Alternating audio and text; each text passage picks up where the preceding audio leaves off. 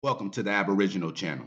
In previous videos, we talked about the landscape of America while wars were going on and people were being displaced, and America was becoming what it is today. We talked about how the European colonizers had to live behind forts or palisade walls to be protected from the naturals. And also, the Aboriginals had their fortified towns and fortresses. So, we also talked about the Tasmanian genocide and how after genocide was committed upon the Tasmanian people, the people that survived were sent to prison camps. Says that in the prison camps, they were re-educated into Christian civilization. Now, I also talked about how the Tasmanian genocide and how the whole thing occurred gives us an idea of what happened here in America with our people. So I use this Shiloh Indian Mounds National Historic Landmark Interpretive Trail as a template for how things occurred during the Civil War, when in a previous video, someone said that millions of our people died during and after the Civil War in these camps. So this episode will be dedicated to locating these camps. And I'm going to use this interpretive trail right here as a guide to help me find those camps. So basically it says a vibrant town, this Indian Mound town right here. And you have the Civil War campsites. Now, these campsites, to me, don't represent the military during the war pulling up and creating a camp. They represent the forts that were there prior to the start of the war that Europeans used to trade with Indians. They also used those forts as plantations so that their own people could be enslaved on their plantation. So after they attacked, using this place right here, it's called Man's Battery. It's a Civil War campsite. They would have used that battery, which is a bunch of cannons, to destroy the vibrant mound community right here. And after they destroyed it and committed genocide on the Aboriginal American people right there, the survivors, mostly children, I suspect, were taken to these campsites or these forts to be re-educated in the Christian civilization. Now, this is right here is in Tennessee. So in locating the camps, we're going to look at some HBCUs in Tennessee. But before we do that, let's look in the old book from 1671 so we can get an idea of who was actually getting massacred at the vibrant Indian Mound communities. In the old book, America being the latest and most accurate description of the old world, it says the inhabitants of old suffered great prejudice by tigers and serpents. Yet nevertheless, this country was very populous before the Spaniards' arrival here. So it was somewhere in the Central or South America region. The natives wore cotton aprons before and gold rings about their arms and legs, as also strings of pearl and the like. The women here, as in the rest of these parts, went with their husbands into the wars and behaved themselves valiantly, shooting poisoned arrows, insomuch that Martin Abisas took a maid in 1509 who had killed 28 Spaniards. So the women were very vicious and they didn't let their men go into war by themselves. So that's why I suspect that there were a lot of children left over after the Civil War. On top of that, a lot of the northern people came from up north, like Booker T. Washington, Martin Delany, Du Bois. They all came from up north to the south. So we're going to go and look at some HBCUs. And so we get an understanding here. Now, we got to understand that the forts that they were placed at after their vibrant communities were destroyed, they were placed in at the plantations where the Caucasians were at. The Caucasians became militarized and soldiers in the wars against the Aboriginals. So after, like I said, what was left over was placed on these forts, and those forts became HBCUs. So we're going to read and look how it all went down. So right here we have Knoxville College in Tennessee. The history says Knoxville College is rooted in a mission school established in Knoxville in 1864. Now that's right when the so-called Civil War was taking place. So down here it says in the 1870s, the church's Freedmen's Mission, which had established mission schools for freed slaves across the South, decided to focus its efforts on building a larger, better equipped school in Knoxville. It says in 1875, the church sold its East Knoxville property and purchased its current property, which at the time consisted of a hill that had been occupied by a Confederate battery during the Civil War. Now, going back to the interpretive map, You have Man's Battery, the Civil War campsite, lined up right here up on this vibrant community. Now, right here in Nashville, which also has a HBCU, it talks about something very interesting in the 19th century. It says before the Civil War, about 700 free blacks lived in small enclaves in northern Nashville, while there were over 3,200 black slaves in the city. Now, this is what this is saying, but we know that the Europeans were the slaves and they lived at the forts, and the Aboriginals that they're calling black right here controlled the cities. They owned and operated the cities. So it says by 1860, when the first rumblings of secession began to be heard across the South, antebellum Nashville was a prosperous city. Says the city's significance as a shipping port and rail center made it a desirable prize for competing military forces that wanted to control the region's important river and railroad transportation routes. So prior to the Civil War, they did not control it. In February 1862, Nashville became the first Confederate state capital to fall to Union troops, and the state was occupied by Union troops for the duration of the war. The African Americans from Middle Tennessee fled to contraband camps around military installations in Nashville's eastern, western, and southern borders. So they fled to so-called contraband camps that were also military installations to the east, west, and south because they were located up north. It said they were in the north, but it said it has a bunch of free blacks and they fled because they were the ones being attacked. So going over here to Alcorn State University, it's also HBCU. It says it was founded in 1871. Down in the history, it says Alcorn State University was the first black land-grant college in the country. Mississippi's Reconstructionist legislature, dominated by Republicans sympathetic to the cause of educating the formerly enslaved, was established on the site of a college that white people had fled to join the Confederate Army. Now, they say it was a college, but I'm saying it was a plantation full of white slaves that when the war started, they all had to go and fight no matter what. And then after that, in 1871, the surviving victims of the massacre were put where the white folks was at. It says the site of a college that white people had fled to join the Confederate Army. Okay, let's move over to Hampton University. Hampton University is also a HBCU. Says it was developed by the American Missionary Association after the American Civil War to provide education to freedmen. Says it established in 1868. Down in the history, the campus was founded on the grounds of Little Scotland, a former plantation in Elizabeth City County that is located on the river. Now,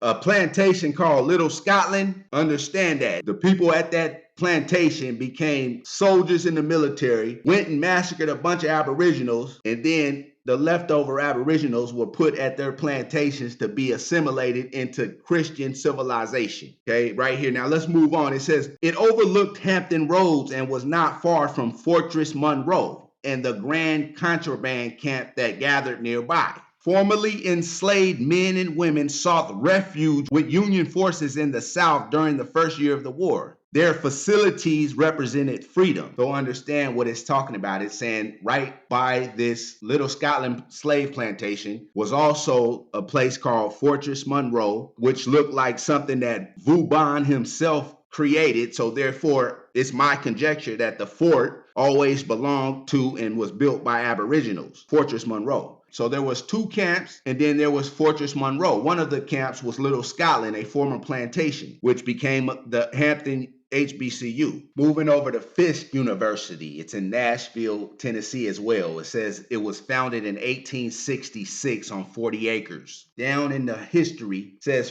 Fisk Free Colored School opened in 1866, shortly after the end of the Civil War. It says Fisk secured a site to house the school in a former military barracks near Union Station. So once again, the military barracks were the colonies, the forts, the settlements, the plantation. They were all in one. Moving over to Tougaloo College. It's also a HBCU established in 1869. It says in 1869, the American Missionary Association of New York purchased 500 acres of one of the largest former plantations in central Mississippi. Okay, who was on that plantation? It wasn't the Aboriginal people. So right here at Virginia Union University, it's also a HBCU, goes back to 1865. It says Culver Institute, a predecessor school to Virginia Union University, was housed in a building long known as Lumpkin's Jail, a former slave jail owned by Mary Ann Lumpkin, the African-American widow of the deceased white owner. So the people they were putting in jail were those rowdy and unruly European slaves that we talked about in previous videos. Going over here to Tuskegee University says that Booker T. Washington began classes for his new school in a rundown church in Shanty. The following year, he purchased a former plantation of 100 acres in size. So that's another HBU on a plantation. And we got to the idea that the people at the plantations were Europeans who were militarized and fought against Aboriginal peoples in these so-called wars. So here we're going over to West Virginia University. It's a HBCU. The main campus is in Morgantown, West Virginia. So down here in the history, says it was established in 1867. It says it was built on the grounds of 3 former academies. Monongalia Academy of 1814, the Morgantown Female Academy of 1831,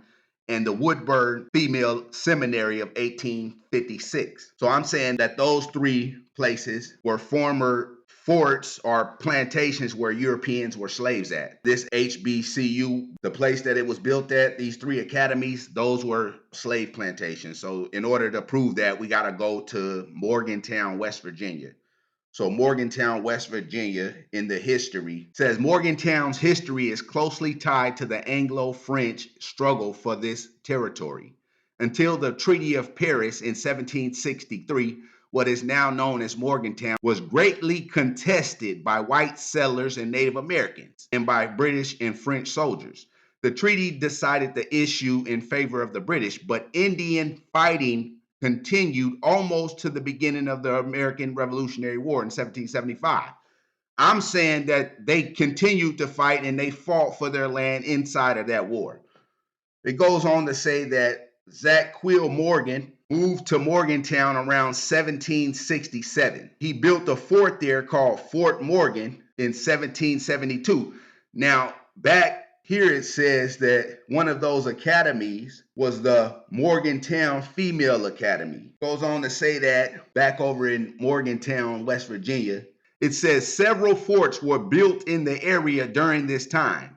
Now, right before the 1775 kickoff of the American Revolutionary War, these people were building forts. It says several forts were built in the area during this time. Fort Pierpont near the Cheat River in 1769, Fort Coburn near Dorsey's Knob in 1770, Fort Morgan at the present site of Morgantown in 1772, Fort Dinwiddie north several miles at Stewartstown in 1772, Fort Martin several miles north on the Magnolia River, Fort Burns in the present-day Suncrest area of Morgantown in 1774, and Fort Kern in the present-day Greenmount area of Morgantown in 1774, in addition to other smaller forts. So those academies were these forts, and it basically gives you an idea of how things went. They wanted to invade a people in 1774. That was 1 year or less before the start of the American Revolution. But they still weren't able to completely control this area, because if you keep reading down, it talks about the town became part of the newly created state of West Virginia on June 1863 through the reorganized government of Virginia. So inside of the Civil War, they reorganized the government. It changed hands from the original owners of it to these people right here.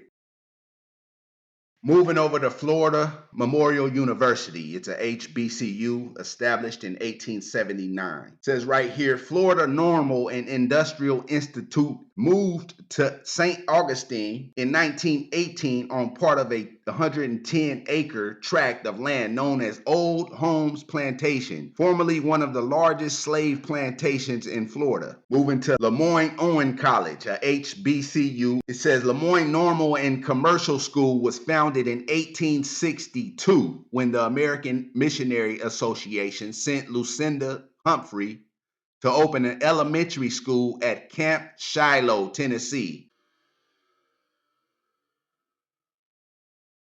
Camp Shiloh, Tennessee. Camp Shiloh, Tennessee.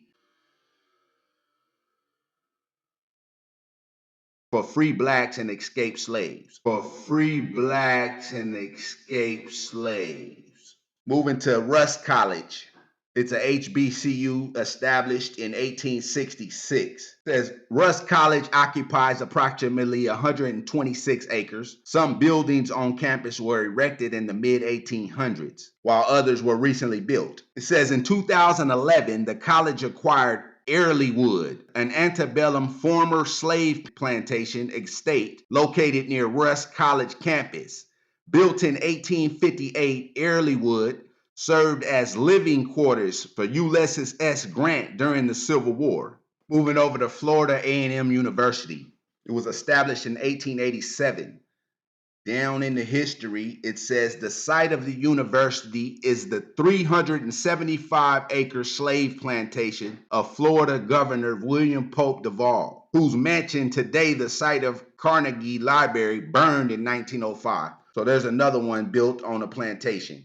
But now we're going to go into some of the defunct HBCUs, the ones that are no longer open, particularly those that were opened right around the Civil War. So right here we got Western University. The one thing that I'm going to point out about it is a little different than what we already been talking about. So right here I'm pointing out, it says that the first class of what became Western University was started by Eben Blatchley in his home in 1862, who taught the children of freedmen. Most of the home sites of Quindaro were built on the bluff. So we're going to see that these areas that these defunct HBCUs were built in were first the sites of either Aboriginal forts or European forts where whites slaved at. So going back to the defunct Storer College, it says the locality is eminently healthful and one of the most beautiful that can be imagined. It says situated at an almost cliff-top location, the college site overlooks the confluence of the Shenandoah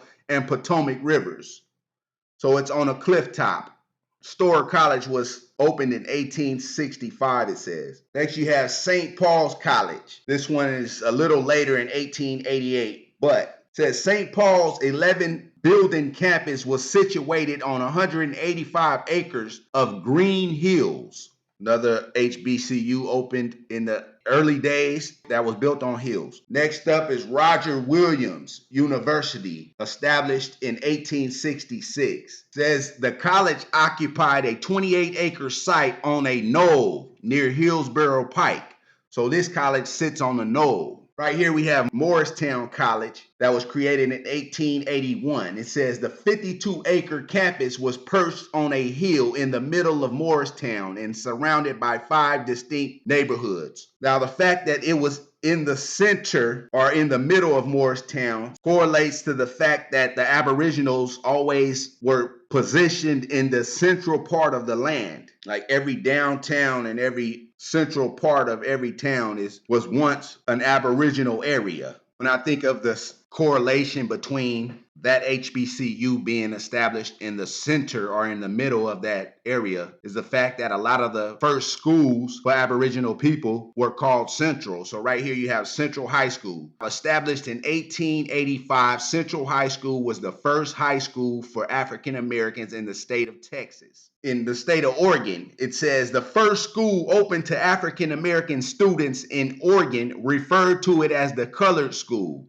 was founded in March 1867, but it was called the Salem's Colored School and Little Central. So down in Louisiana, you have what was called Central High School. It says built in 1917, it was the first and only public school for African American children at the time, called Central. I asked the internet, where was the most destruction in the Civil War? And it said Fredericksburg, Virginia was the only southern city to host a major battle between the Civil War's largest armies.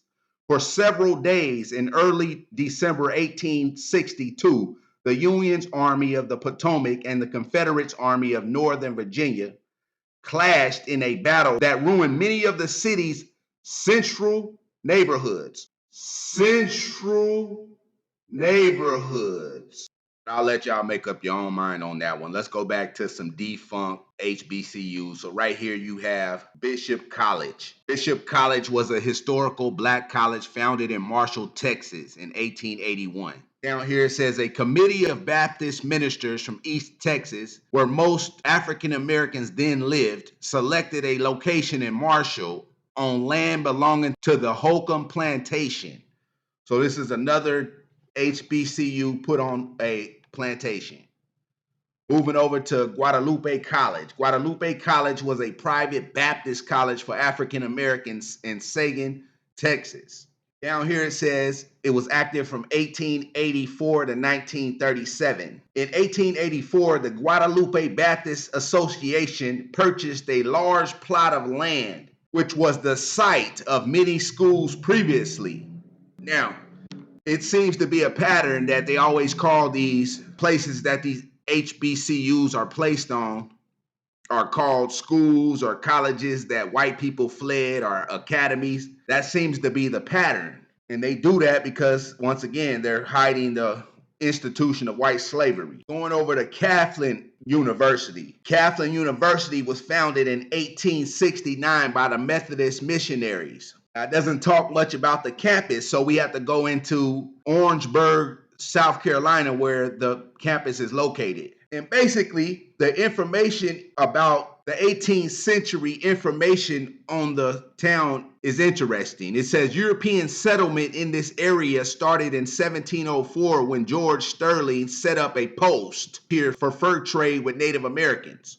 It says in 1735, a colony of 200 Swiss, German, and Dutch immigrants formed a community near the banks of the North Edisto River. Now, they saying that they set up a community, but that was the colony of white slaves. It says the site was attractive because of the fertile soil and the abundance of wildlife. The river provided the all-important transportation waterway to the port of Charleston on the Atlantic coast for the area's agriculture and lumber products, and for shipping goods upriver. So they said, and for shipping goods upriver. Now, the book on white slavery in America talks about the merchants and the white slavers calling the white slaves goods.